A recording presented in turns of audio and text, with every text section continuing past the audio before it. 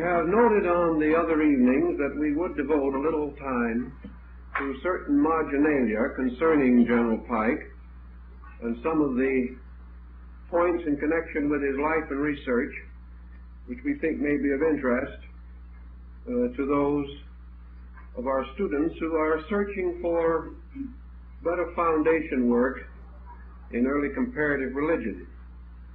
Well, when I was in Washington a number of years ago, it occurred to me that it was quite possible that Brady, the Civil War photographer, who is famous for his photographs of Grant and Lincoln and other outstanding persons of the period, might have done something pictorially in connection with General Pike.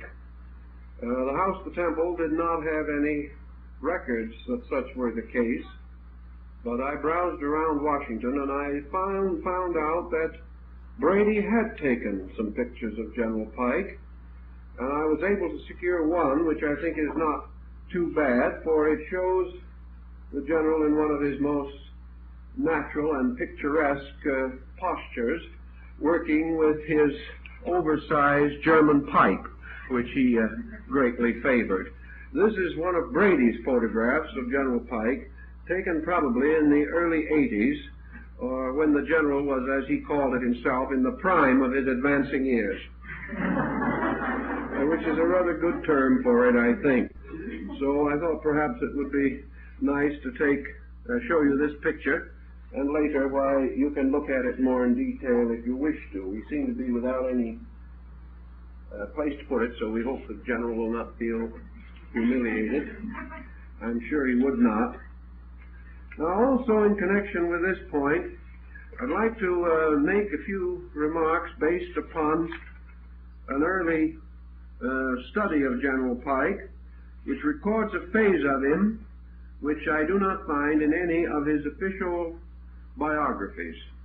This is by illustrious brother Henry Ridgely Evans, Grand Tyler of the Supreme Council of the Ancient and Accepted Scottish Rite. He says, General Pike was deeply versed in the philosophy of Vedanta. This is something that we perhaps might not be quite so well acquainted with, inasmuch, of course, as this was many years before the great World Congress of Religions, which brought the Swami Vivekananda to this country. And up to that time, only a very few individuals, perhaps Emerson and a few others, were really aware of this particular philosophy.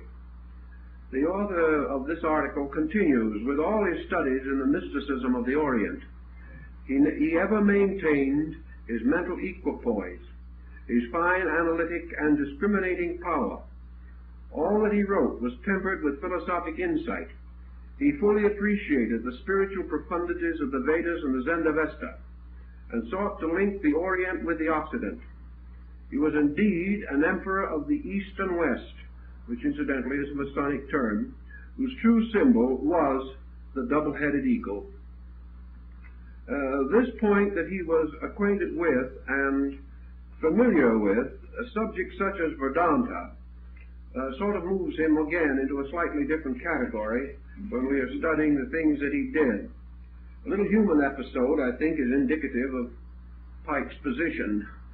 We know that he lived in one of the most turbulent periods in American history, and that he was in the middle of it. That practically all of his life, until he finally retired to Washington, D.C., was in the field as a pioneer in law and letters, in poetry and in military strategy, and many, many other things.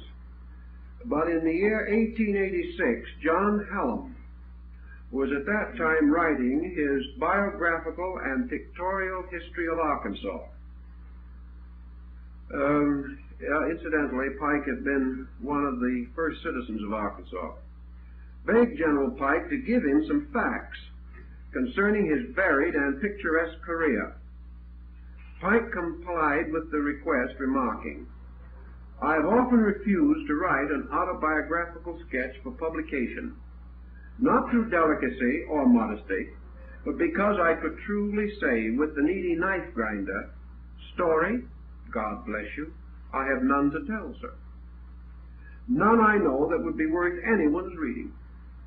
I am perfectly conscious that I have no aptitude for that type of authorship, and that if I were to undertake it, the result would be stale, flat, and unprofitable. And General Pike, to the end of his life, insisted that nothing interesting had ever happened to him. This is another sidelight on a very interesting man, but shows some of the peculiarities that we often find with that type of person. I'll find I have all these things spread out just the way I want them.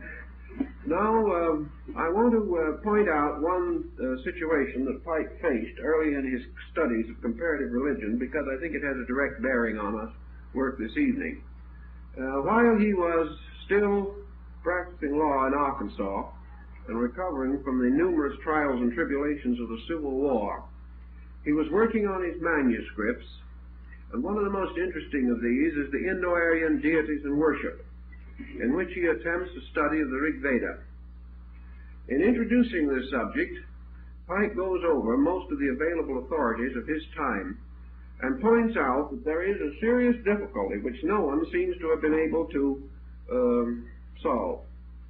And that is that we not only have to find out what the original author meant, but when we find out and we make even a most accurate and careful translation, we are still in no position to know that we have transmitted his idea.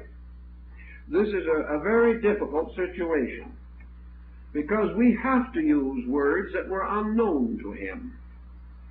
We have to take concepts for which he had particular terms, and we have to try to find some way of expressing things familiar to him in words that he never heard of. Now, it's not only that we might be wrong, but he cannot use censorship over the fact that his own language has changed, that even the most careful scholarship runs against a number of very difficult situations, as I attempted to point out in one of the earlier talks building up to this particular point. And in order to explain his own position, General Pike gives us some interesting words and terms which we all use every day, and then asks us what they mean. And so in this particular context, I think it might be interesting to follow some of his researches in words, just for maybe 5 minutes, to see how he approached a problem which most scholars have never yet been able to solve in a manner satisfactory to others, even if satisfactory to themselves.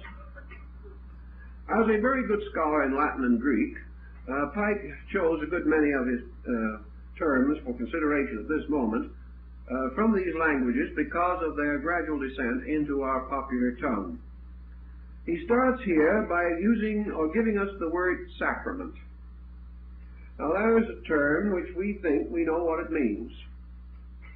But let us see, according to Pike, what the original word meant. Now, supposing we found in a text the Latin term sacramentum, just exactly what do we mean? Do we mean that this individual took some holy and sacred obligation, or something of that kind? Literally not. That is not the meaning of the word. The word means a deposit or a pledge made by a party in a legal suit in Rome. In other words, it begins as a legal term. Afterwards, it meant a military oath, usually an obligation to Caesar or the state. And after that, it meant any kind of an oath on any subject, and finally moved into our usage, which actually does not mean an oath at all. We do not have the same meaning whatsoever. Now, a word that we all use a great deal, Pike gives a little study to, and that is the word pagans. We now think of pagans as people whose faith is different from ours, or who do not believe in one of the three religions to which we do not apply the term pagan, namely Christianity, Moslamism, and Judaism. All other religions we consider as pagan. Pike tells us, for example, that the Pagani were originally those people who lived in small villages and towns. That's what it means. Just a small town, folks. And that that as Christianity, in its development, gathered to itself more and more of those living in metropolitan areas or in the larger communities, those who were not converted were the ones in the small towns and in the distant places and in the villages and on the farms and things of that nature, where the doctrine had actually not reached. Therefore, those who had not yet heard about it, and therefore did not believe in it, were the village dwellers, or the pagans. And that's all the term means, actually. It has nothing to do with whether you're a good man or a bad man or a true believer or a false believer. It simply means that you lived out on a farm or in some small town where you did not enjoy the advantages of being able to listen to the sermons of the various preachers. That's approximately all the word means. But it certainly doesn't mean that anymore. And if the word pagan has come into ill repute, Pike points out the poor word heathen is in still worse trouble. And what is a heathen? A heathen is supposed to be a false person in false religious conviction. Therefore, it may be interesting to know that the word heathen originally meant one of the wild tribe of Germans who lived on the heaths. In other words, it was a heath dweller, a person who lived out in these great lands. And, of course, something like the pagans or the small town people were a little outside of the odor of sanctity. It hadn't got there yet. So when we say to a man today, I think you're a heathen, I wonder if we really mean we think he lives on a wild heath and that also he is of Teutonic extraction. We probably do not. But when these words are used, we have trouble with them. And we also have trouble wherever popular idiom gradually changes the meaning of things. A few more of his thoughts here would also perhaps be pleasant. The word passion originally simply meant suffering. So when an individual is described as passionate, it means he is suffering severely. Now that may not be perhaps quite the meaning we have now, but that's what it originally means. Now Pike, perhaps by the law of association, as advanced by Dr. Seabury, also came to the conclusion that he should put the word libertine along with the passionate man. Perhaps this is just an idea. But what does the word libertine mean? We have an idea that it means an individual of loose morals. Maybe you'll be surprised to find that the original meaning is a free thinker. A libertine is an individual who dares to think his own thoughts. A liberal. But hardly is that the meaning with which we associate the word today. The word plague, meaning now an epidemical disease or some malady of that kind, merely means to be struck a blow. Well, of course, actually, I suppose if you get the plague, it is a bit of a blow. But anyway, it means to strike a blow. And our word pain does not mean suffering at all. It means punishment. Well, perhaps it's true that many times our pain is a form of punishment. Perhaps the older man was wiser than we are. But when an individual says he is in pain, it means he is under punishment. But again, we have lost the meaning of that. I like the original meaning of the word obsolete. We think of it, for instance, as meaning something that is far behind, out of style, no longer used, and so on. It means actually that a thing has lost its odor. A bouquet of flowers which no longer have any scent might be said to be obsolete, because it has to lose its savor, its smell, or its scent in order to be obsolete. Well, I don't know, but that's a rather a stretch from our present meaning. We also have the word derivative, which we incline to relate to the term derive, or to come from. It actually means to take water out of the river. Now, you can imagine what you'd have to do when you start reading sacred books, trying to figure out the difference between popular meaning and real meaning, or between original meaning and surviving meaning. It could be very difficult. Attached means to put your finger out and touch something. It doesn't mean to take hold of it or to be fastened to it. It merely means to touch it. That, again, would be a form of attachment that would be rather gentle for our present thinking. We have the word firmamentum, which we now tie with the concept of firmament or heaven. Originally, firmament was a foundation for a fort. It arises from our term fortis, which means to fortify or to make strong. Hence strength, prop, to hold up. Well, it now means the sky, which would scarcely be entirely in the original thinking. When we endorse a man's character, it means simply that we do something on his back, from endorso, on the back. So we can endorse a check on the back. That is quite correct. But when we endorse a man's character, it means we would have to sign an affidavit on his back, or something of that kind, to make our meaning actually true. Our word disposition actually means to put in order. And how many people's dispositions are worthy of that claim? And finally, Pike gives us the term provisions, now meaning food, from provisio, which simply means foresight. Therefore, foresight, perhaps associated with the animal storing up its food for the winter, is the origin of our word provision. It does not mean actually foodstuff now, but we think of putting away foodstuff as foresight against hunger.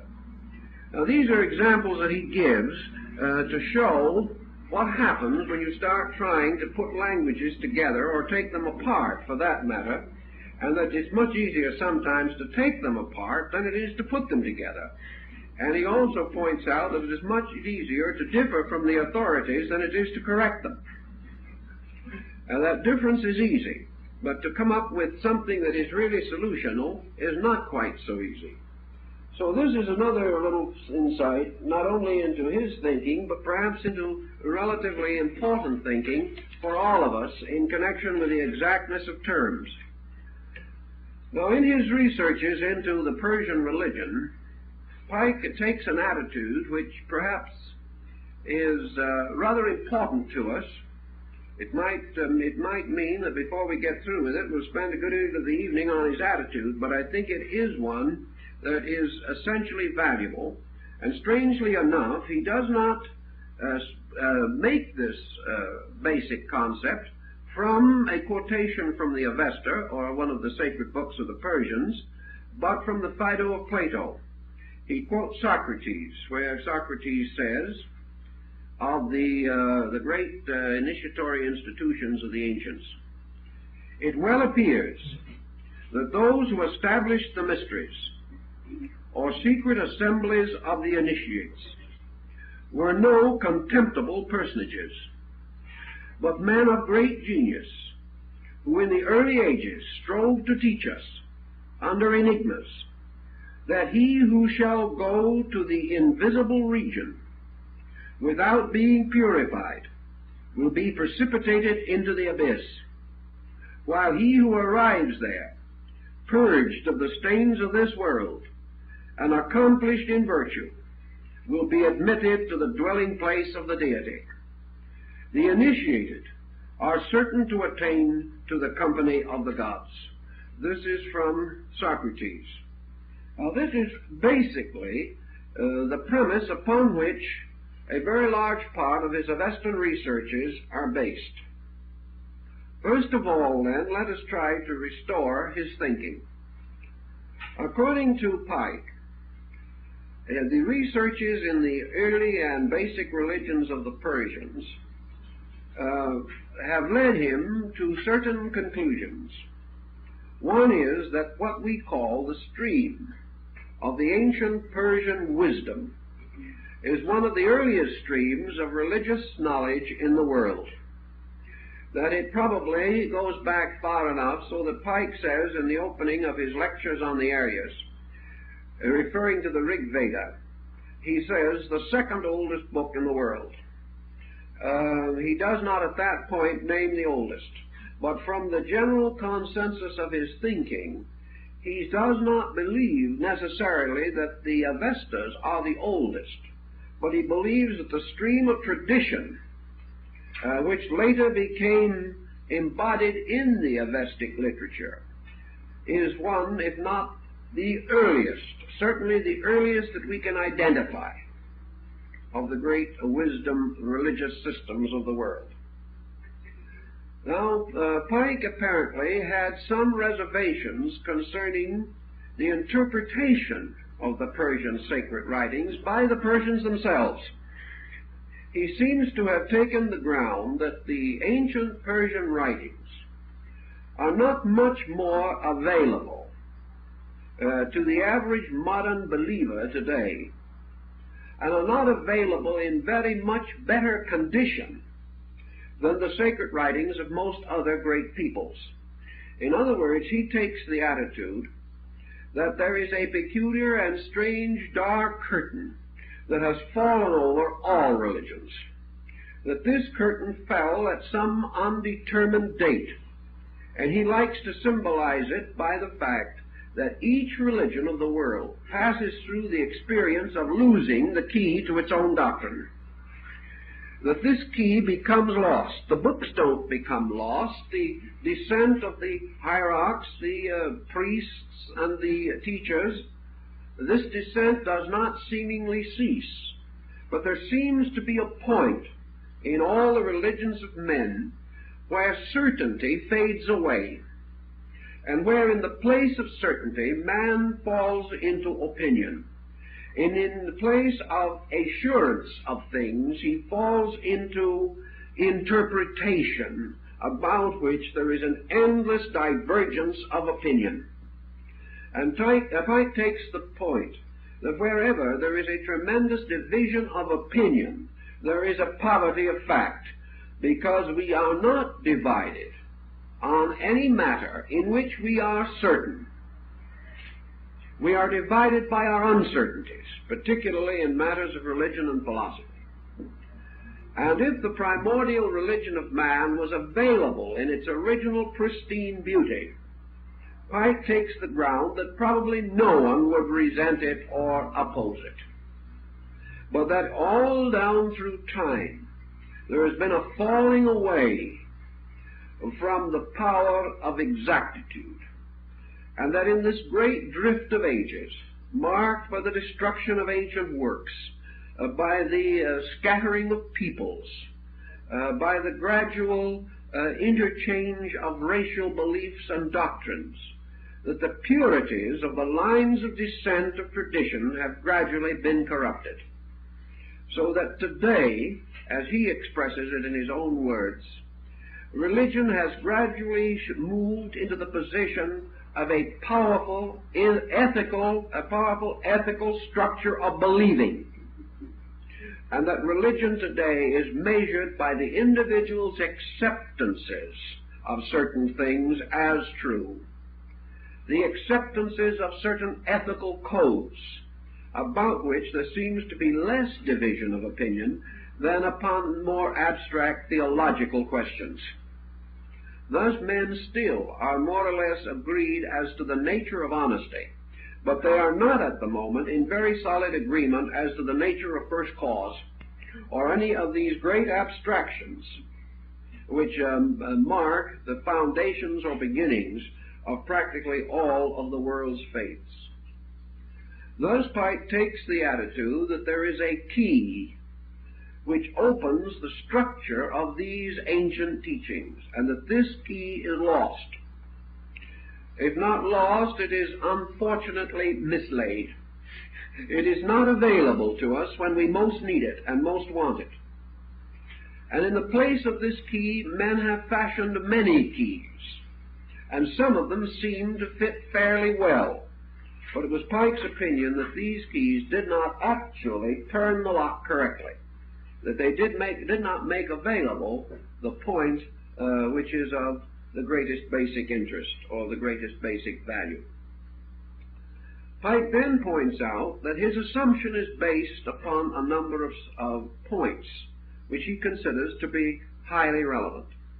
He sees in a certain central area involving the great complex of Persian Aryan peoples a center from which, radiating outward in almost all directions, streams of culture flowed like rivers of life to make fertile the religions and cultures of a great many peoples. He is convinced from his study of ancient languages and ancient teachings that there are vestiges, evidences, fragments, perpetuations of this ancient Iranian faith to be found in almost all of the surviving religions of the world. He believes also that to a great degree many of these faiths are the direct outgrowth of ideas and teachings which have apparently vanished in their own homeland, that they are no longer available in the place where they came from, and that by degrees they have moved away into these other groups. But Pike points out, if all of these other groups hold certain doctrines, ideas, or principles in common, and all these groups have a certain dependency, which is obvious in their ritualism, obvious in their symbolism, obvious even in their languages, then the various productions which arise as a result of this central force must have within themselves some more than incidental borrowings, some more than incidental fragments of the original teaching. Thus Pike, beginning, for example, by studying the Kabbalah and the ancient writings in the valley of the Euphrates, moving into Hinduism and Buddhism, going down into Egyptian philosophy, and finally over into Greek philosophy, particularly the Orphic and Pythagorean schools, he finds in all of these groups indications that a tradition of some kind, a tradition no longer directly available, even in the Persian religion, came from Persia, or came from that general area, and that this tradition, carried to a dozen other localities, has survived in all of these localities. Therefore, at least potentially, it must be assumed that they were also in the original locality, which was the source of these migratory procedures. Pike then, in his researches, was seeking for the evidence of what he regarded as the essential principles of the wisdom religion. He was convinced that when he refers to the wisdom religion, he is referring to something that had a valid existence. He is not merely speaking in his thinking of an abstract symbolic term. He is thinking that there was, at a remote time, a highly organized faith, a more or less complete or total structure of religious insight. That this religious insight was not theological primarily, but completely philosophical and scientific. In other words, he is probing for what the alchemists in the Middle Ages called the exact science of human salvation. He believes that such a science existed, that this science was just exactly as orderly and inevitable as mathematics, and that the regeneration of man is a process for which there is an exact methodology. that this methodology underlies the so-called claims, or to some people pretensions, of ancient peoples to possess this knowledge. And Pike is convinced that men of the caliber of Socrates and of Plato and of Pythagoras and many others in other parts of the world could not have been deceived in this matter. That these men were aware that religion divides into two distinct parts, that the core of it, the essential part of it, is this sacred science, which he calls the wisdom religion, and that the second part of it was the sacerdotal art, or the theological aspect, which had as perhaps its prominent and most important function that of the ethical development of man. Pike therefore goes on to take the position that it was the purpose of this twofold structure to continue to bring to the attention of men, of mortal persons, the tremendous need for the enlightenment, improvement, and perfection of themselves. That the outer part of this, or the exoteric body of religion, consisted of a great group of moral, ethical virtues. Virtues founded in purification, consecration, devotion. And that the individual who accomplished to a great degree these matters was entitled, as he points out in the early Persian lore, to seek and find one of the holy teachers, the good ones, who could show him the way to that which was locked behind the veil of the inner teaching. Thus, the virtues constituted the probationary part of religion. That the living of the good life, the thinking of the good thought, these qualities made man ready to know, because by means of these qualities man claimed the moral birthright of his own humanity. Man stood up then and said, I am worthy. I have proved my worthiness. But Pike does not believe that religion ends in the proof of worthiness. This is important. It is the beginning. But that the good man is not the complete and total purpose of religion. That the purpose of religion is that it shall take over in some mysterious way the good man and make him the truly wise man. And that the wise man in this case is the individual who has received the secrets of the divine life, the secret of the release of his own godhood, and the secret of the means by which he will ultimately be restored to unity with the total divinity of life and space. That this has to be an exact process. That hoping, believing will help, but that just as hoping and believing will not allow an inexperienced man to perform a delicate piece of surgery, or even a great and devout believing will enable a man who has never played the piano to become instantly a musician. So hope and believing are not in themselves substitutes for actual knowledge.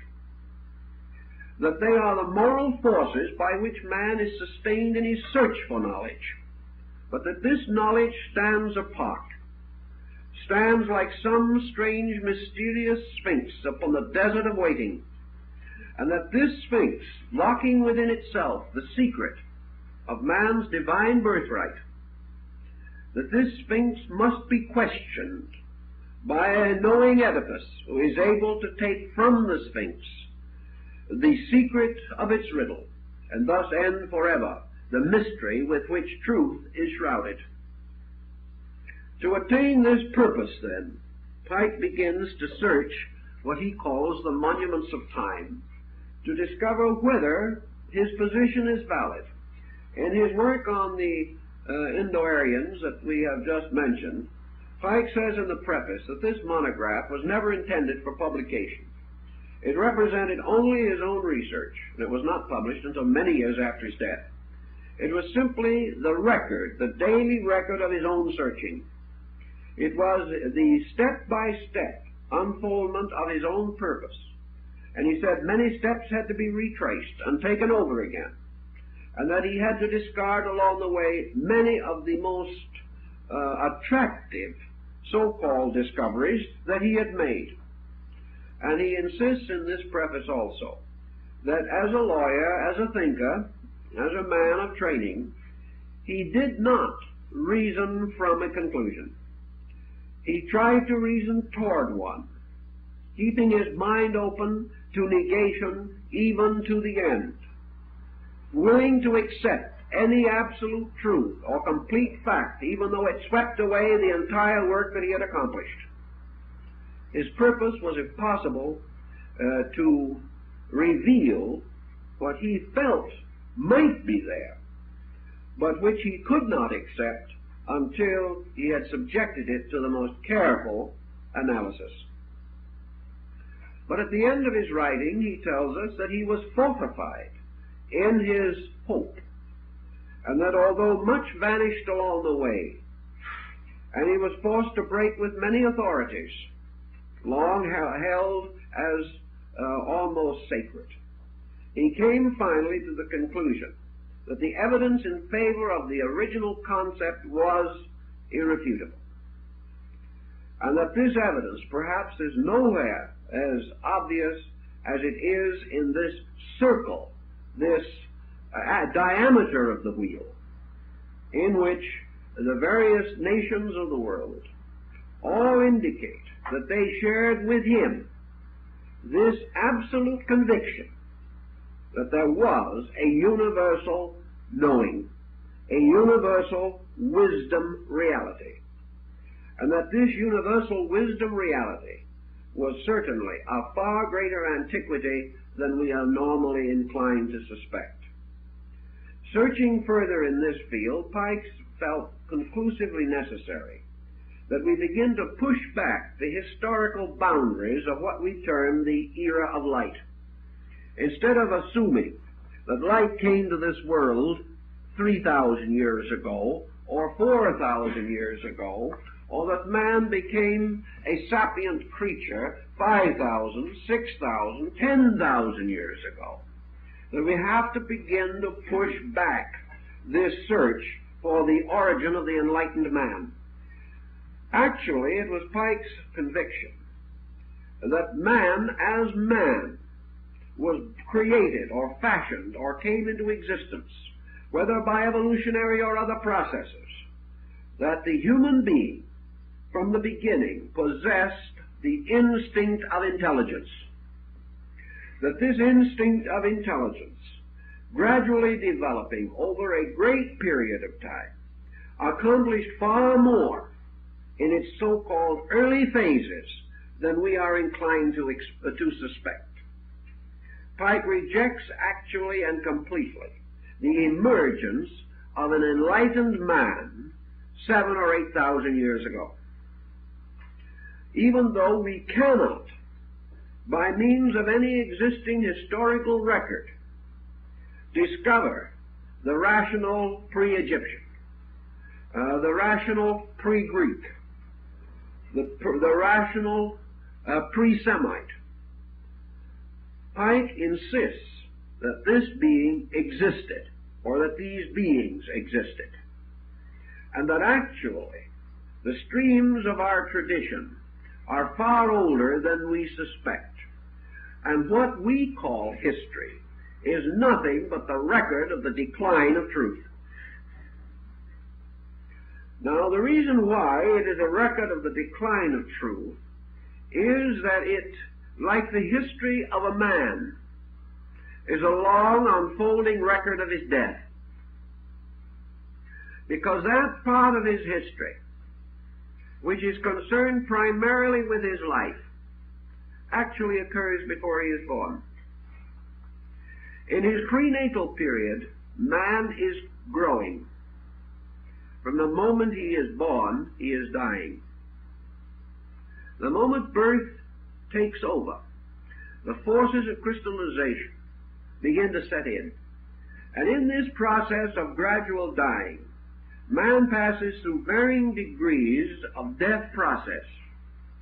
When he achieves what we call maturity, he has come to the fine point of the equilibrium between life and death. In that period, therefore, we regard him as having a maximum maturity and a maximum efficiency. But what do we mean? We mean that by the time he is 35 to 45 years of age, he has reached the point where his materiality is becoming established and his spirituality is already three-quarters dead. We are coming to the point where through compromise of principles he is making economic progress that is satisfactory. He has already died out of something. He has died out of the dreams of youth. He has died out of a great many hopes.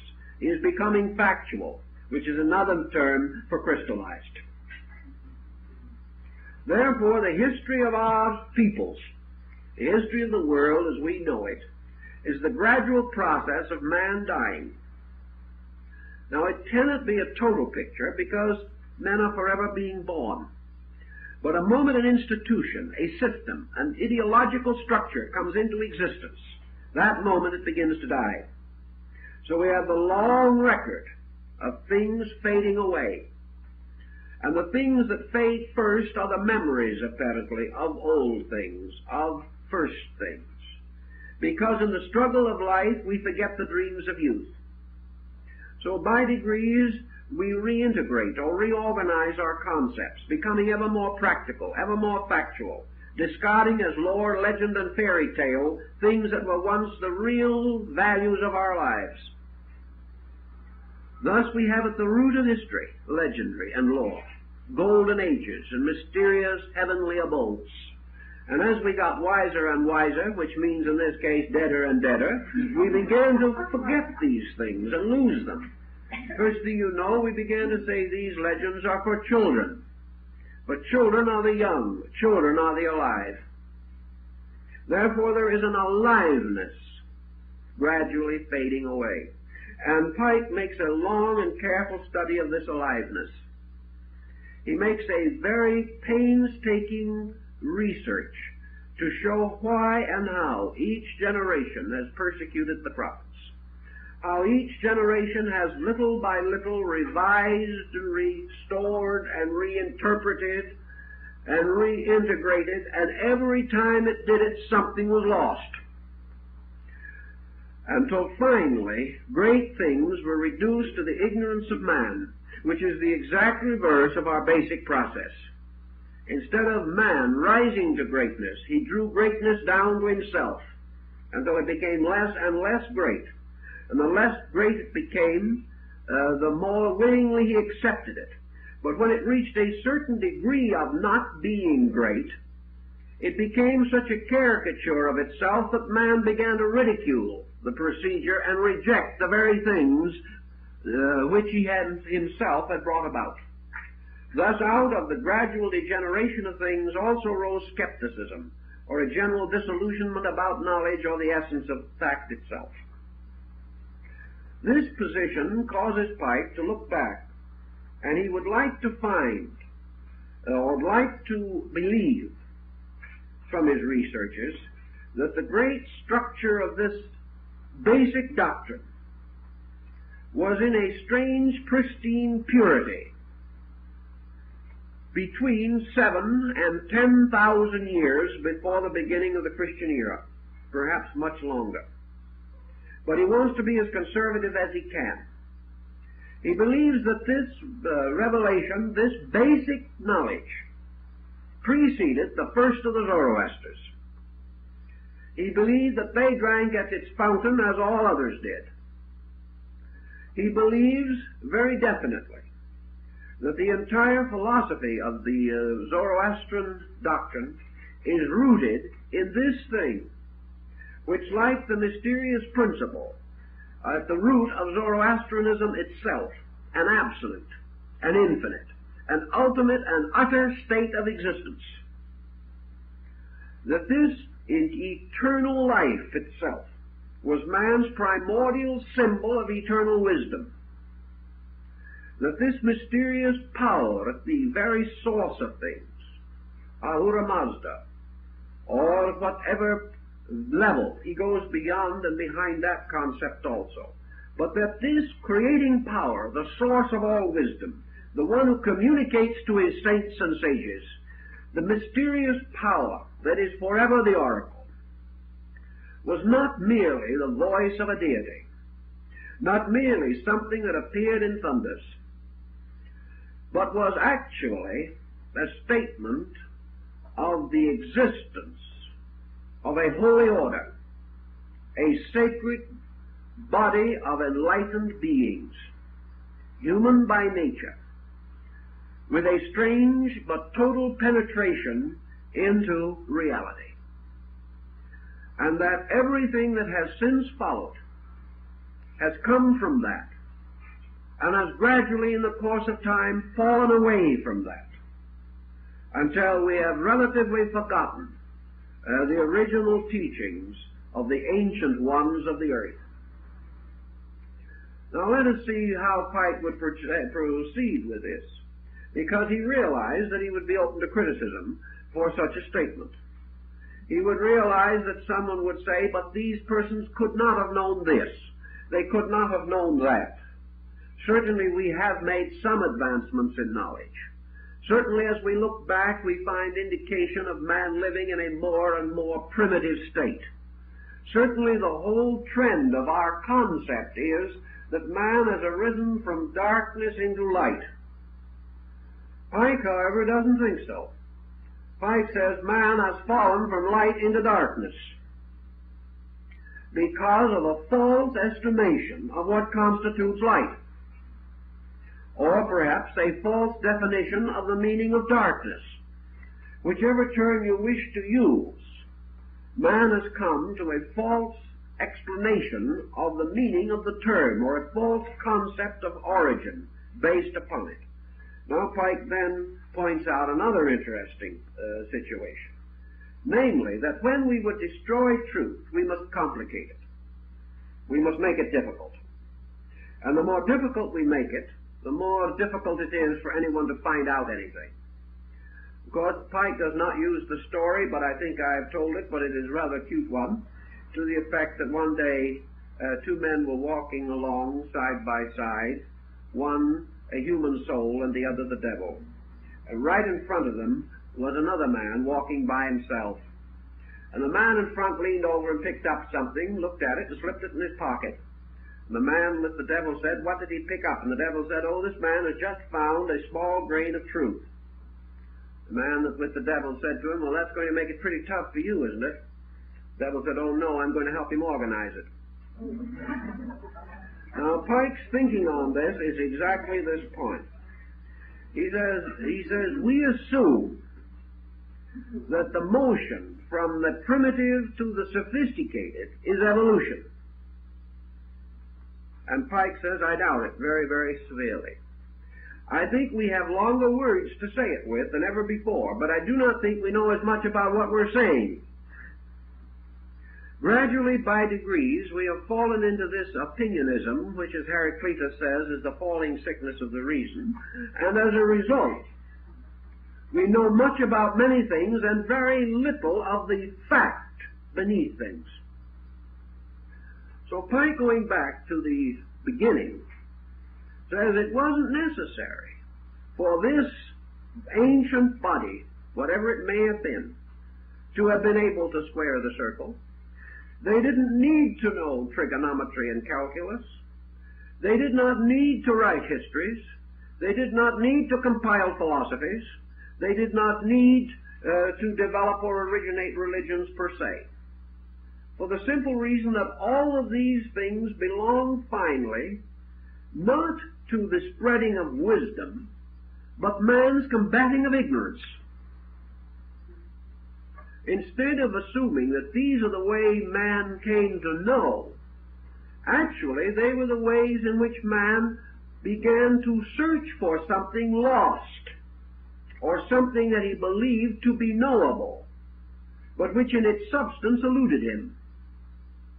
Therefore, direct knowledge, the only knowledge that is true, the knowledge that carries with it the total internal experience of fact, is a kind of knowledge we know nothing about, and we have almost no way of assuming that that essential knowledge is related to the economic, social, or political development of peoples. That this knowledge, like the intuitive power of a child, might be truer and righter than any knowledge that is later conferred upon that child by education and culture.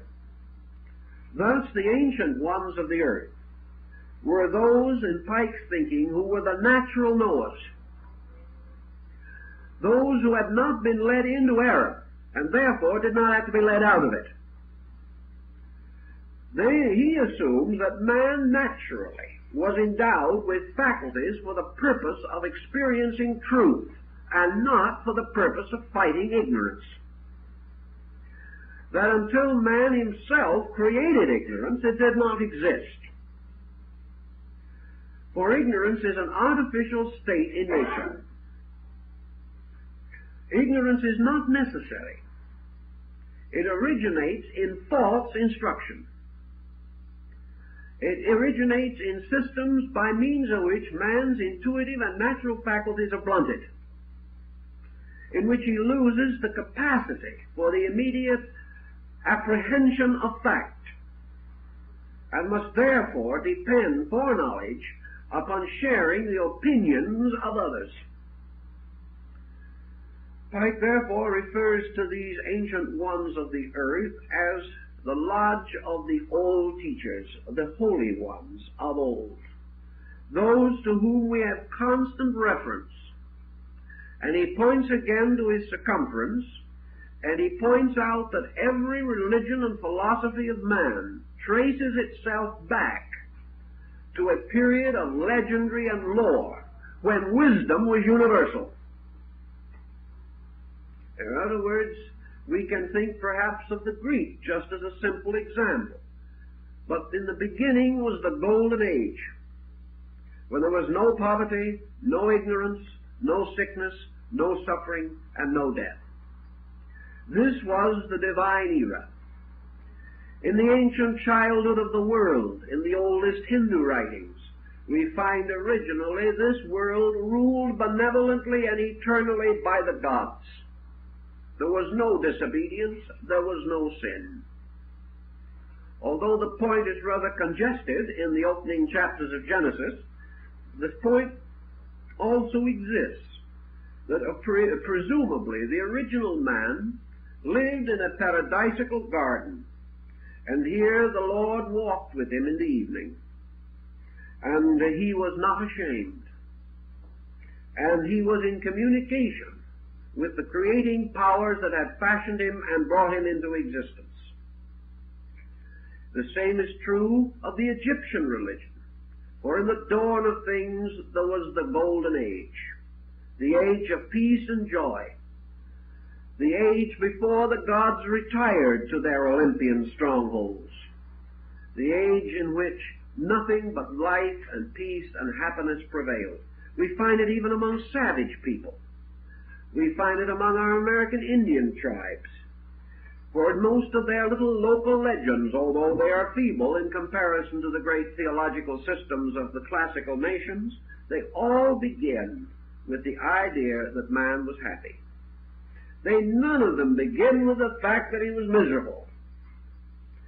Nearly all of the systems, and Pike enumerates probably 20 or 30 of them, they all declare that man began in peace, that for thousands of years, millions of years, perhaps aeons of time, there were no wars.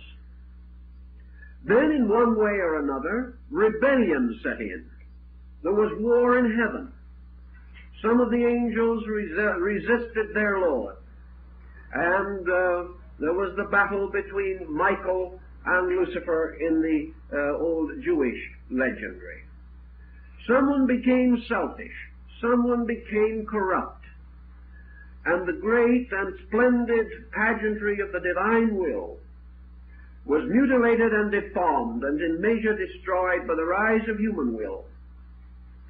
and man's own egoism, his own selfishness, his own determination to live his own way gradually caused the golden age to die.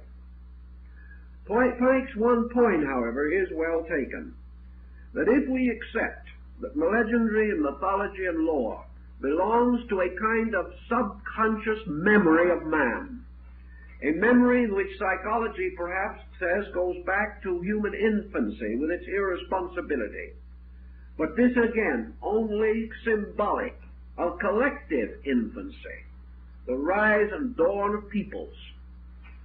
He is as correct in assuming, at least, that all of the great systems of the world agree on this point. They agree that there was a time when man knew that Adam could name all creatures according to their natures and their attributes, that the ancient ones communicated with mankind. And in practically every great system of legendary, in the dawn of things, gods walked the earth with men. We do not know just exactly how this is explained in things like the Eldorado, or the Sigurd Saga, or the Fridolf Saga, or the Kalevala, or any of these great epical works based upon the ancient legendary and lore of peoples. We have it in Japan, in the Nohinji and the Kojiki. We have the great sacred writings of the days when the gods ruled the world and men lived in peace. Thus, in the root of things, Pike seemingly took the attitude that all this legendary and lore did not relate merely to a theological abstraction or to some mythological hope or some escape mechanism in man, but that it related distinctly and definitely to a period in which the ancient doctrines, the great wisdom, was directly available to the human being.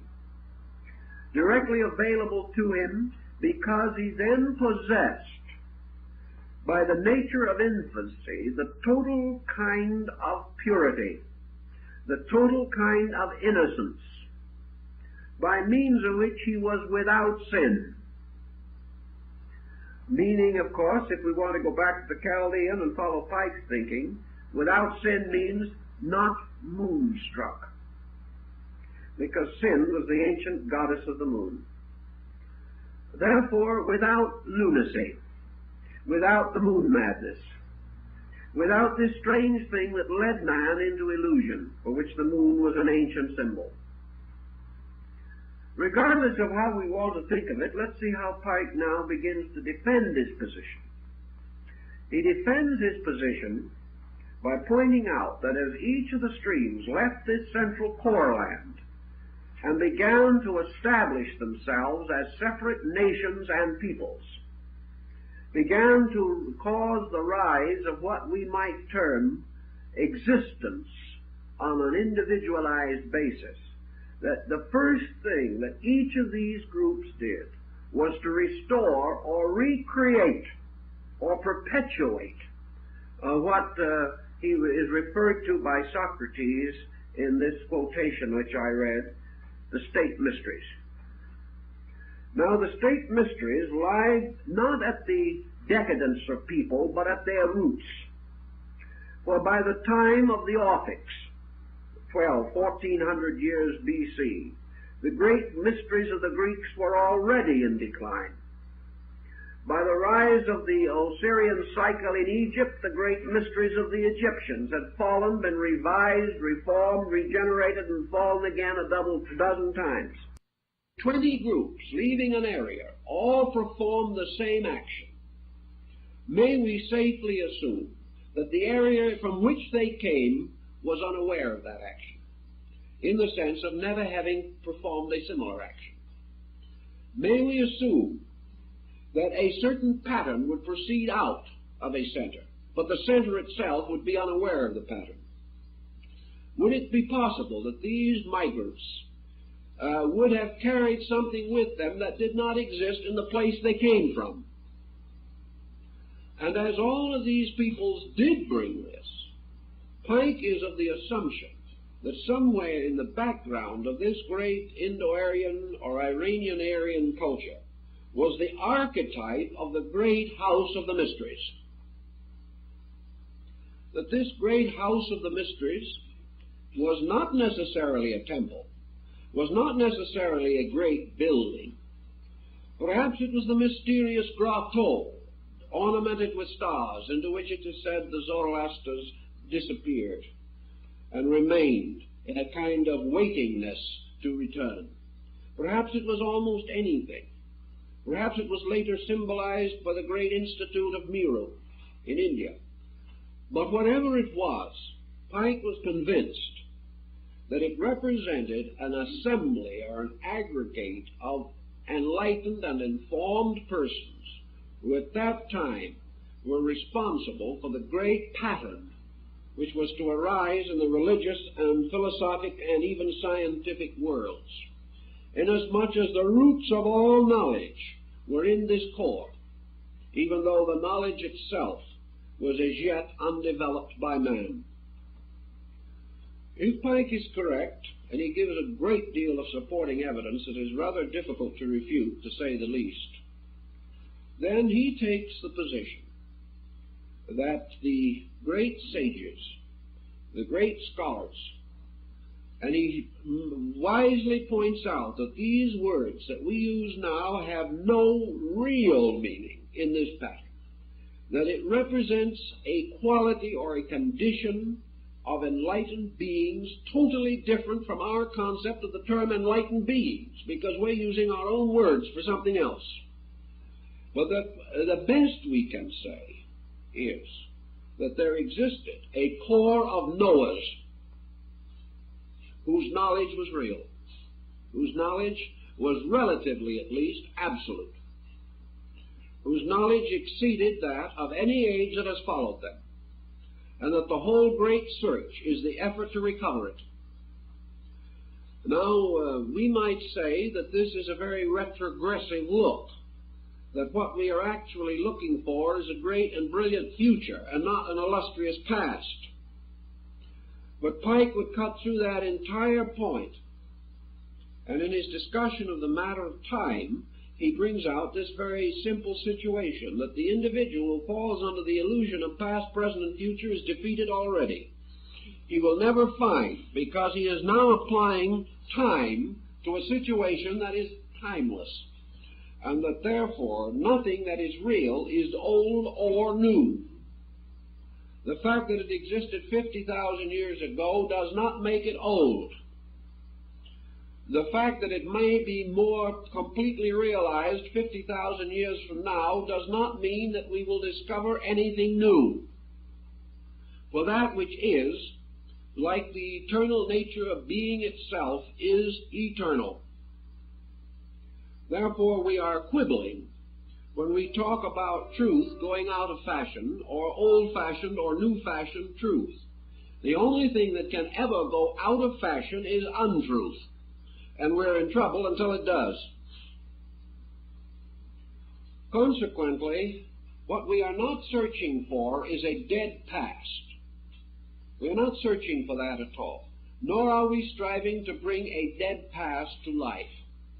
What we are searching for is that eternal truth that to our perceptive powers has been locked in a past, locked there as in a sarcophagus, buried there not by the gods but by man, and that it is the rolling away of the stone that lets out not an ancient truth or a new truth, but the truth, which is as new as now and as old as eternity. Consequently, what we are searching for is solution, not dating. We are searching for the eternal answer to the immediate problem, because the only answer to any problem is eternal. Any urgent answer, any compromise, any answer that is based merely upon passing situations can never be the answer to anything, because such false answers become themselves unanswerable questions in their own turn. So we have to search for this basic point. Pike then quotes from the Chaldean oracles of the Zoroasters to carry on his thinking. He is searching now for the farther fountains of the ancient wisdom. He is perfectly willing to assume that this wisdom existed originally apart from man at all, but that apart from man, it has no meaning to man. A universal wisdom, completely independent of human need and human problem, becomes unintelligible to us. We can only affirm that it can exist. Therefore, wisdom, as far as man is concerned, is universal truth in that part of itself which is applicable to man, useful to man, necessary to man, assimilable by the faculties of man, and capable of being understood by man. Thus man is surrounded with absolute truth, but he can only nourish his own need on that part of truth which relates to his kind, to his species, to the situation unique to humanity itself. And under those conditions, out of an eternal reservoir of eternal fact, man has to draw that part which means the solution to himself. Thus the eternity of truth is not assailed, nor the divinity of it, nor that it rests forever in the divine mind and in the divine knowing. The primary purpose with consideration is that part of eternal truth which relates to man. Therefore, Pike now points out another issue of importance, namely that every one of the faiths that originated somewhere in this great complex of areas has as one of its essential principles the doctrine of mediation, the appearance of a link, an appearance of a prophet, an interpreter, one who receives the divine instruction and then communicates it. And that this divine teacher, in Pike's estimation, has two distinct meanings. Namely, that teacher always finally becomes identical with teaching. That we cannot actually identify a person apart from the thing he did, particularly in these matters, because as far as the stream which moves through him is concerned, there is no clear identification. We are dealing now not with man as man, but as with man, or a man, as the symbol of mediation between eternity and time, between universals and particulars. And Pike points out the idea that teacher becomes the total of teaching, and that therefore at the root of every doctrine, every faith that arose in this region, is this first established point, namely the adaptation of universal knowledge to man through the arising of an instituted structure of teaching. And that this teaching takes out of space as a prism such forms of light as it can capture, and reflects these lights upon other things, in order that they may in turn be able to examine this light more completely and more intelligently. Pike therefore tells us in his belief that the great orders of mediators, or the great personal mediator between God and nature, is always symbolic of these ancient ones of the earth, and of the institution which they created, by means of which they captured the fire of heaven and made it available to man. They did not capture the full flame. They did not take all the fires from the sky to light their altars. They lit their altars, and the great fire remained. But the little fire upon their own altar was the symbol of a strange and mysterious comradeship, or a strange and mysterious relationship between the fire and the total flame, between the light and the total sun. Thus, the ancient altar, in his estimation, was symbolic of the altar that was set up on the earth. The great focus by means of which knowledge in its true and proper nature came to man is the miniature of the great flame, that part of the eternal fire which he could use. But as Zeus, appearing to Semele, destroyed her in a catastrophe of flames, so that part of reality which is not applicable to man, beyond his power, beyond his need, still remains the great blazing totality in space. But man has taken from the total fire that warmth which is necessary for his own need. Thus this ancient concept involves the principle that these ancient ones of the earth formed a kind of lodge, formed a kind of assembly, formed the equivalent of what the Kabbalists later called the Sod, the assembly, the gathering of the great ones, and that these formed the nucleus of the universal structure of truth, as this truth was applicable to men, and that it was not only the promise of these teachers that they would remain, or that they would continue to come forth, but that age after age they would be restored, and that they would continue this strange and mysterious procedure until truth was restored as the sovereignty over all that lives, that the war between light and darkness would ultimately end, that evil would be not destroyed but reconverted, brought back into humble identity with truth, that darkness and light would no longer be enemies, but that darkness would be the servant of light. And in another strange way, as Pike points out, light must in the end trust itself to the infinite benevolence of darkness. That these things are not friends and enemies anymore, but that when truth comes, the war in heaven and the war on earth both come to an end, and the golden age is restored. What then happened to the ancient body, this mysterious structure?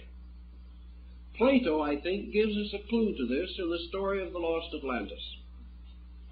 For in a strange way, the Atlantic Empire was a symbol of something. The great king of Atlantis, according to Plato, was Atlas, who has later become known as the man who carries the heavens on his shoulders. In other words, the ancient thing, the old world, disappearing in the waters of time and illusion, the submerged continent that went to sleep in the deep. This strange submergence is actually a kind of deluge in which truth was drowned with error. Yet truth, lying beneath the surface of error, becomes the very foundation of restoration. Though the lost world of antiquity has simply been drowned into another kind of world. It has never ceased. It has simply been submerged. As man developed, his external propensities and powers, his psychic and mystical propensities retired more and more deeply into himself. They apparently were lost, like a lost continent. The soul was lost in the body, but the soul did not die. It remained hidden beneath the surface of things. Truth was lost in error, but truth did not die. It is merely concealed by the veil of error drawn across its face, or at least it is drowned in a water of illusion, but it lies like the ancient city beneath the surface of the ocean, that men could look down and see the roofs. So in Pike's thinking, the great order of the wise never actually ceased. It never became any different from what it was. It couldn't, because the wise themselves could never be felt foolish or never become so. That which possesses truth, truly and actually, can never lose it. Therefore, behind and below the surface of things stands forever the strange figure of the totally illumined mediator, the God-man, the man-God, the ancient ones of the earth, those who knew, can never have ceased to know. The great philosophies and principles which they taught can never have ceased to be themselves. But over the surface of them has been drawn this strange tracing of error, until we can no longer see them. And we have even taken their lives and their teachings and deformed them. But though we deform them 1,000 times, we can never change one whit of their substance. It remains forever. But man, having by his own ways divided himself from these great shadowy forms, we have another series of legends which bear upon this, of ancient teachers that returned to the sky, of sages that walked off into the mysterious cities of the north, a Lao Tse on his green water ox, going off into Gobi to the land of the sages to wait. Always apparently, these sages retire. They go back. They promise, however, always that they will return. Always the Great One will come back when the time is right, when those who are ready call him back. When the virtues fail upon the earth, he will come forth again. Always the promise that the mediator is not dead, but sleepeth, and will return and restore the beauties and perfections of his faith if his people keep the faith. We have the same thing in the Adventism of Christianity, the second coming of Christ.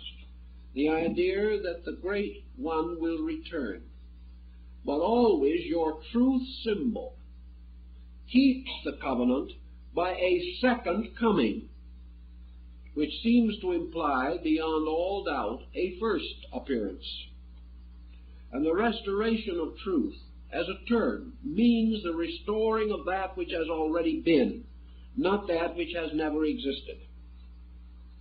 So Pike tells us in his thinking that beneath the surface, the great association of the light still functions. And he believed that at some remote period, maybe 6,000 or 7,000 years ago, the first revelations of this ancient body that we know of, the first revelations flowed into Persia and flowed into the Indo-Gangetic plain, and that therefore that the two great structures, the Avestas and the Vedas, constitute perhaps the earliest and most total revelation of this thing that all men are still seeking.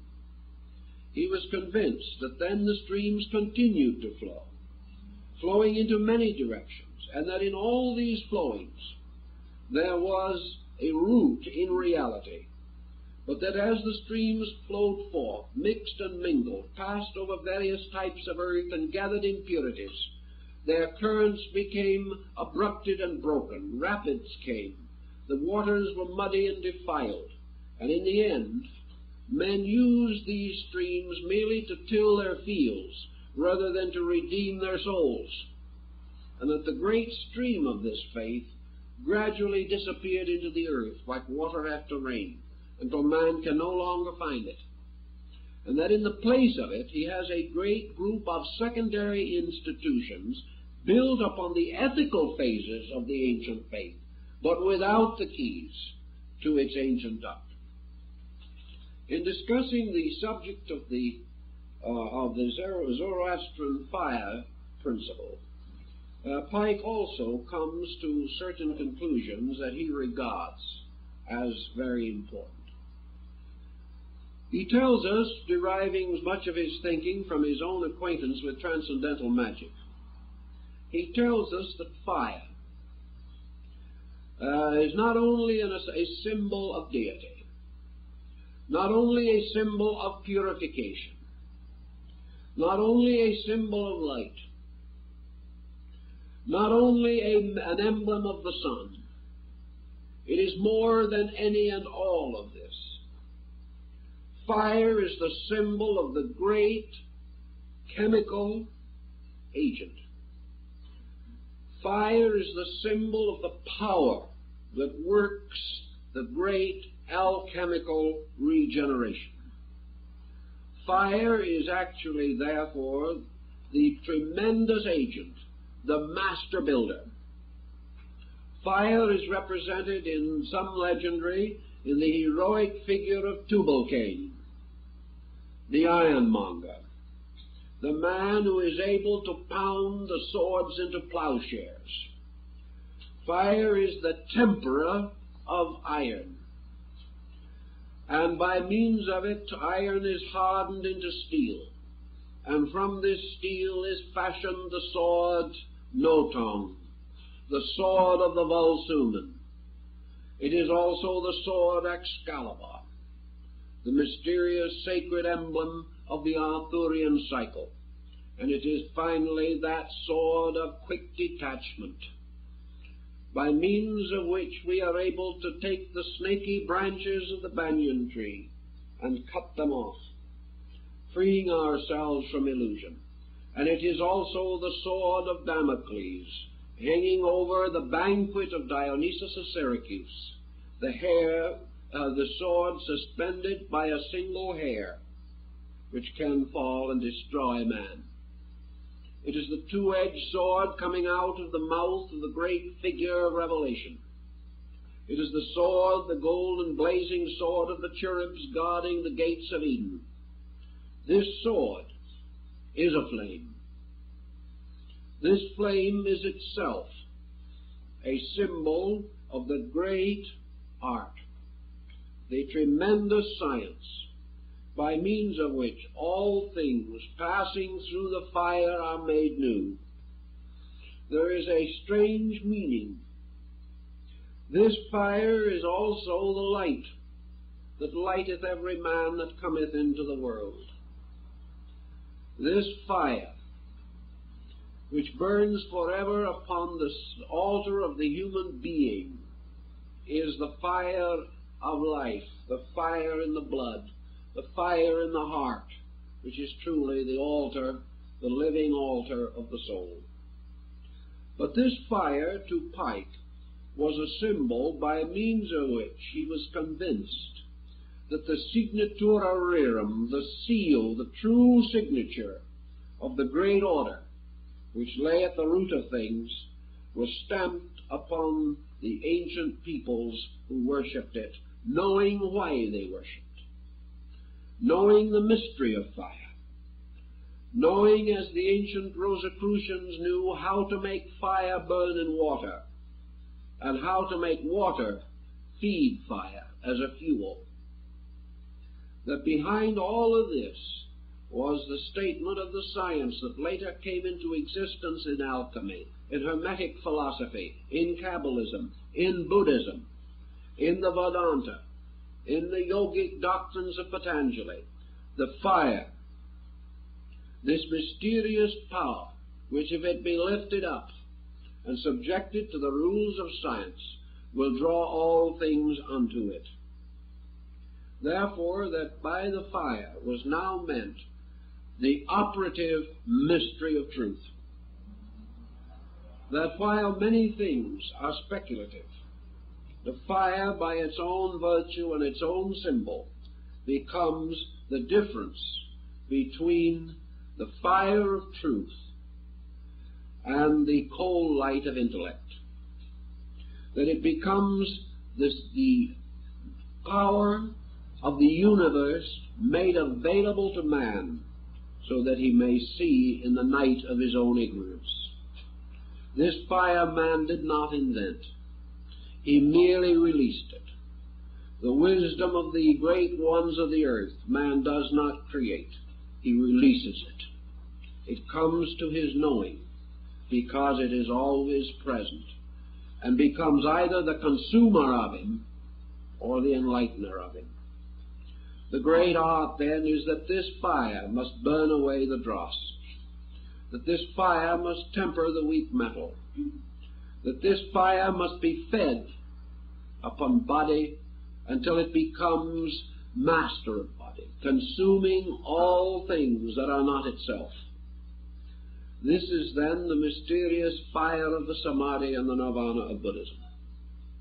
It is the symbol of the great art. It is a symbol of the science of human perfection. Pike gives us innumerable references to this and builds much of his symbolism upon the conviction that this is the basis. That without the true knowledge of the fire, man labors in vain, and that this fire, therefore, belongs peculiarly and wonderfully to the central core mystery of being, that man began as the spark from the flame, that man actually first raised his altars to the fire, and whether he outwardly and intellectually knew it or not, he was stating the nearest thing to absolute truth that he was able to conceive at that time. And ever since then, he has been taking something away from it. He has never added to it, because he chose in the beginning perhaps the truest symbol that he could possibly have devised. Therefore, says Pike, we now have not simply a central geographical region surrounded by a group of peoples.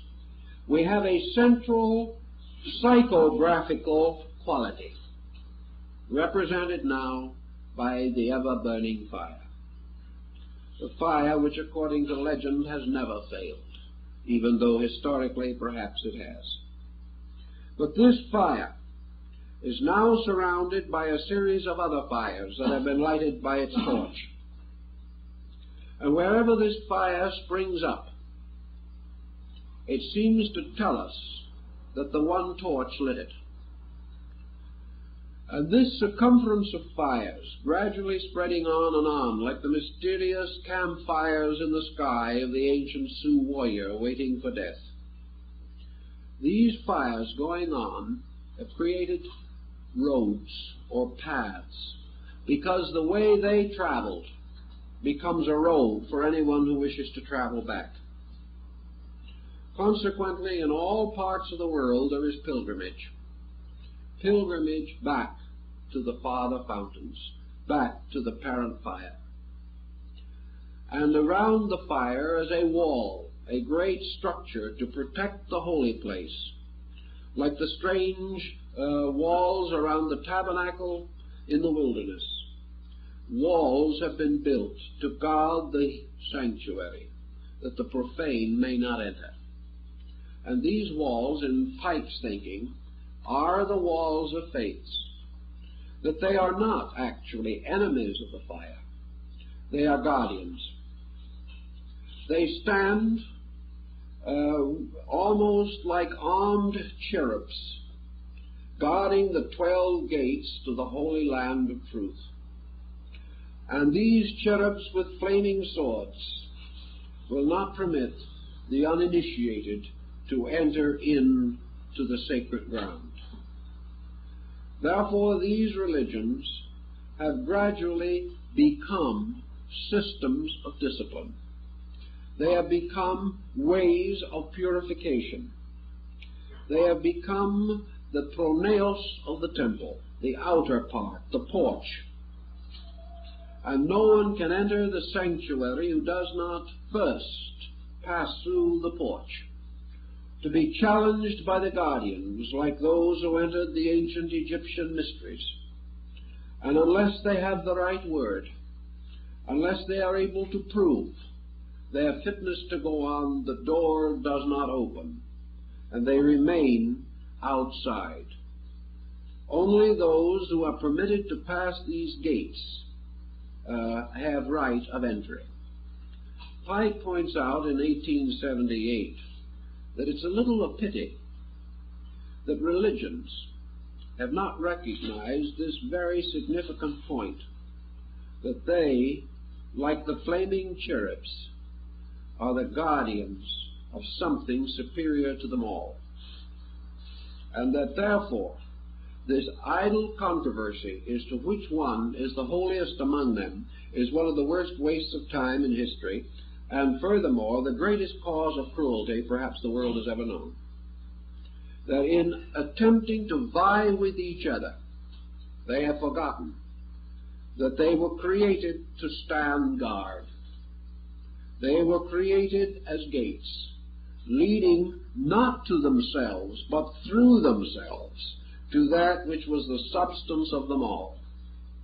That discovering this substance, that man was then, perhaps more than ever before, capable of being grateful to the paths that he had walked. One of the Eastern teachers once said that any good disciple can outgrow his master, but that he can never outgrow the gratitude that he owes his master. And those that teach us along the way, the great gates through which we pass, we may pass through them. But if each of these sanctuaries has been a good and faithful servant of the eternal, we shall ever be grateful that it stands. And though we may pass into other things, we shall still defend it with a whole heart and feel the nobility and significance of the purpose which it serves. If, however, we accept each of these gates as the substance rather than the shadow of the substance, and become hopelessly involved in each as a separate thing, the great blazing altar of the rail goes unattended, and man has not achieved the great identity of his own spiritual aspiration. So these gates become the natural doors, the mysterious 12 gates in the city of the New Jerusalem. And through these gates men can move. But these gates are each of them marked with tests, with trials, with obligations. And these obligations are not, as we have been told or have been taught to think, that they are not the arbitrary dictates of a deity who tells us that we must go hungry when we want to eat, or that we must be miserable in order to be virtuous. That is not the concept at all. These trials exist for only one purpose, namely that they represent the undergraduate work in the University of Truth. We have to face them as such. The trial is given to us not because we are sinners or we are born in sin and conceived in iniquity. The trial is given to us because we are truth seekers. And in order to achieve the truth we seek, we must become the truth we seek. Therefore, these tests, these trials, these disciplines are absolutely indispensable to those who would approach the flame. For if those who approach the flame are not so disciplined, so that the dross in their own natures has not been voluntarily removed, then they approach the flame with combustible material and will find not the light of ages, but a consuming fire, because the dross cannot survive the flame. Therefore, it is the duty of man to remove the dross before he approaches the flame. If not, the experience is painful rather than helpful. So ethics represents merely the outer shadow, the exoteric name for discipline. Men do not do these things for the benefit of each other. They do not do these things primarily, actually, for the benefit of themselves as persons. They do these things in the name of and in the cause of the truth, without which they cannot live or survive. So Pike points out that in his estimation, that circle of ancient guardians actually existed And by degrees, through the passing of time, we have forgotten that they were indeed a circle guarding a sacred place. And because that thing which was in the center of that place was not a vast cathedral built by men, was not a wonderful holy city leaving 10 layers of ruin for us to excavate, but because that thing in the center was mostly life, pure life, it was easy to forget it, because we couldn't see anything with our objective senses. We could not sense the magnitude unless we achieved it. Thus the center gradually ceased to exist as far as we are concerned. Our own ignorance caused us to miss the implication entirely. And we began to make each of these gates centers in themselves. And we had many centers, therefore many faiths, rather than many gates to one. Then, of course, followed the general confusion of tongues, confusion of minds, and confusion of souls, and it became possible for men to kill each other in the name of God. It became possible for them to persecute each other in the name of truth, because the center was gone. And without that center, each thing standing by itself alone was inadequate, unreal, imperfect. The loss of the consciousness of the center made it possible for us to be fanatics, made it possible for us to be bigots, whereas the realization of that center would have preserved the great and magnificent geometrical harmony of the divine plan. Having missed the point,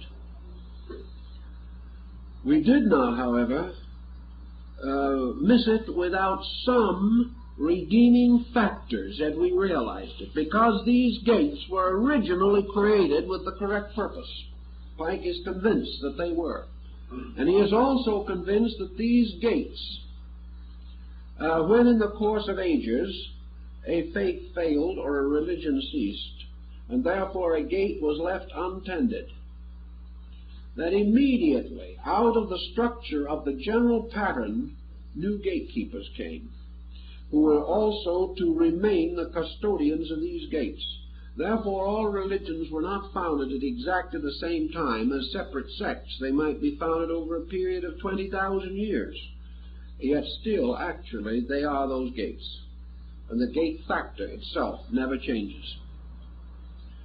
Having recognized that all existing faiths were either founded upon the original plan or founded by branching from those who were part of the original plan, that a strange, semi-lost continuity has continued, and that the old mystery temples, which flourished as late in the East, rather in the Near East, and in the Mediterranean areas as the 3rd and 4th and 5th centuries of the Christian era, that these mystery temples were aware, at least in part, of their kinship with the ancient roots. Furthermore, these older temples did keep a certain roadway open between themselves. And from the travels of Pythagoras, and later of Apollonius Tyanus, and other of the great initiates of the period, we know that these persons traveled from one of these great centers to another with adequate passports, that they traveled as persons known and expected. When Apollonius reached the northern parts of the Ganges river, the headwaters of the Ganges, he found there the Indian teachers waiting for him, already aware that he was coming. Now, some may say perhaps they were just clairvoyant. Perhaps they were. But it was at least one point. He came not as a stranger, but as one expected and awaited, and one welcomed. In those days, this relationship between these groups was not hopelessly lost. They had not become creed-bound. They had not said, my God against thy God.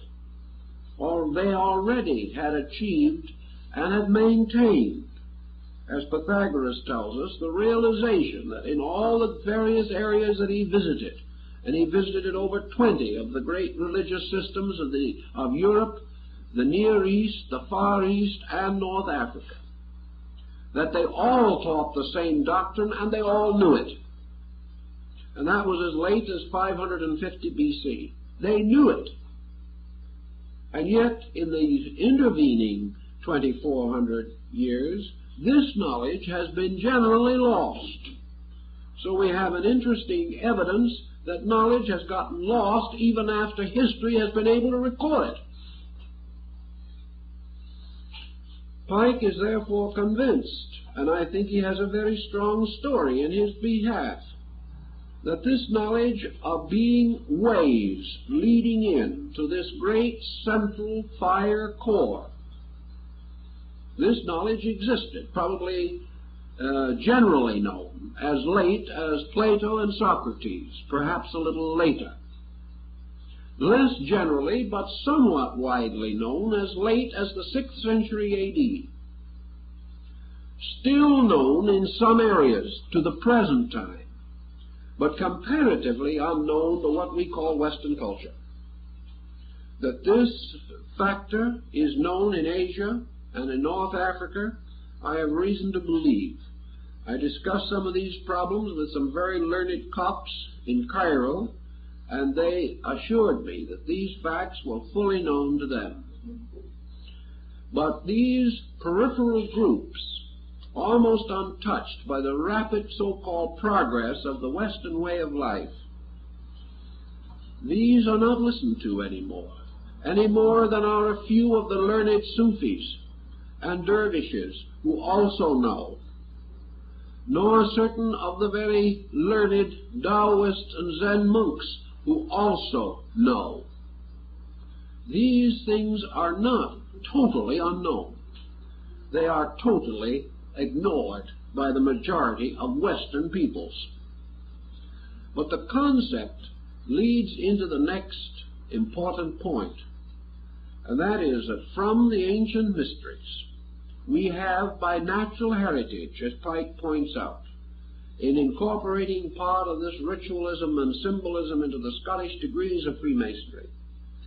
Pike points out that into this modern knowledge, and we can read it in Iamblichus on the Mysteries, in Proclus on the Theology of Plato, in the Eleusinian and Bacchic Mysteries, the Mysteries of Mithras, and many others, that these rituals are what we might term the gates, are still known. That there is this gate doctrine of awareness, the Zen concept of the mystery of the gateless gate. That this gate knowledge is still available. And Pike points out that it will always remain the same. In one generation it may be forgotten, in another remembered.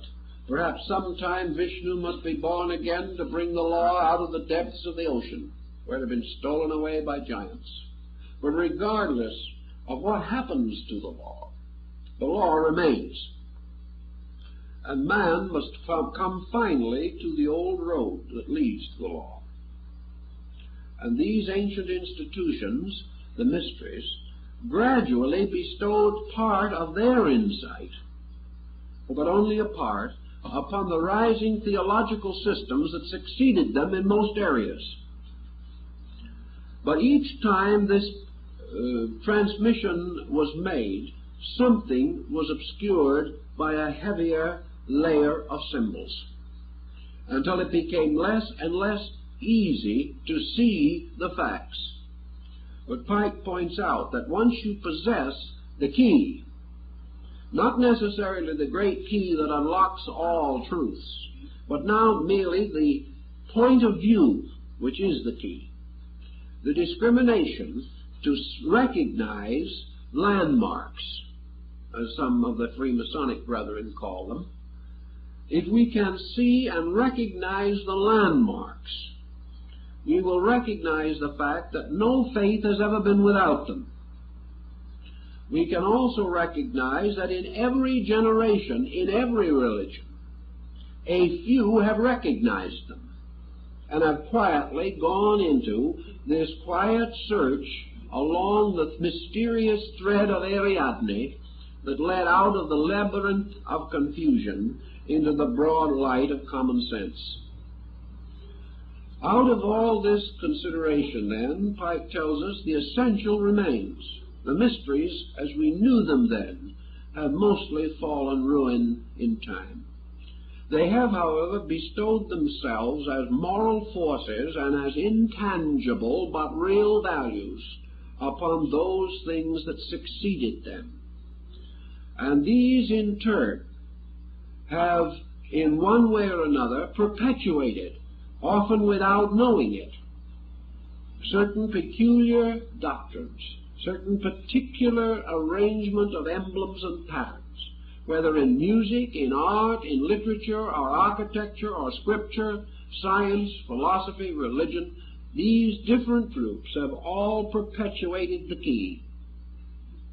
The only problem is to find it, to get it out again. And the key is always the road that leads to the gate. And at the gate, through the mystery of initiation, supplies the pass sign by means of which the individual can pass into the ancient temple, where he can come finally into the sanctum sanctorum, or the adytum of the house, the great central place in which stands alone the flaming symbol of the eternal. Thus the search is for this, and Pike, being a scholar in these things and a great researcher, realizes that the secret societies of the ancients were therefore the elementary schools, so to say, leading into this knowledge, that their primary purpose was to give man the moral and ethical indoctrination by which he became capable of discriminating value, by means of which he could finally say with Omar, referring to the mysterious dances of the dervishes, Omar says, "From my base metal shall be filed the key that shall unlock the door they howl without." And that is the problem. The purpose of these systems of religion, extended from the mystery systems, is to proceed to the regeneration of man within certain limits, the gradual restoration of the good word, the good deed, and the good thought, the gradual beginning of the purification of the individual, by which, through the cultivation of the upright life, through the actual practice of self-control and self-discipline, through the application of proper principles to every action of conduct, the individual gradually gains the first thing that he needs, namely the power to govern himself, the power to dedicate himself, the power to place value above profit in everything, the power to choose self-sacrifice before the proclamation of truth, the power gradually to make the recognition of the value of reality strong enough to impel the person to go forward to the attainment of that which he has discovered. It is not from hope of heaven or from fear of hell that man must develop virtue. He must develop it because without it he cannot sufficiently regenerate his own organism so that he is capable of the great mystery ritual of truth-seeking. Pike therefore points out that having passed through a certain tempering in the lesser fires, The spirit is strengthened. The resolution is strengthened. The individual gains gradual control of the mind and the emotions and the body, until finally, through self-discipline, he is capable of attaining that internal integration which is peace, which is security in the true sense of the word. And that as one in peace with all things, including himself, in total peace with the world and with life and with reality, the individual, thus completely at peace, may pass through into the mysterious room beyond, to find himself in the mysterious sanctuary of the ancient ones of the earth. He will then realize that he indeed has walked the path that all those who were truth-seeking, wise and good before him have also walked. That he is walking the path of light. That he is therefore entering into the true religion. That he is seeking the everlasting fire and is finding it, and is satisfied to become the servant of that flame. And in so doing, he attains not to knowledge in the common sense. He attains rather to identity with primordial knowing. He participates in the fact of truth, as did ancient man before ignorance, sin, and death came into his world. And because man has overcome ignorance, sin, and death in himself, he then becomes also one of those ancient ones who is timeless, who belongs to the order of the mediators, and becomes truly educated, truly enlightened, truly wise. This is the only wisdom there is. There is no other. And all the search for worldly wisdom leads in the end either to total disillusionment or else total dedication to that which is true. This was General Pike's central concept, and it seems to me that it is a valuable one, and I think for those of you who belong to the Masonic order, it will have certain also special meanings. And so we thank you very much.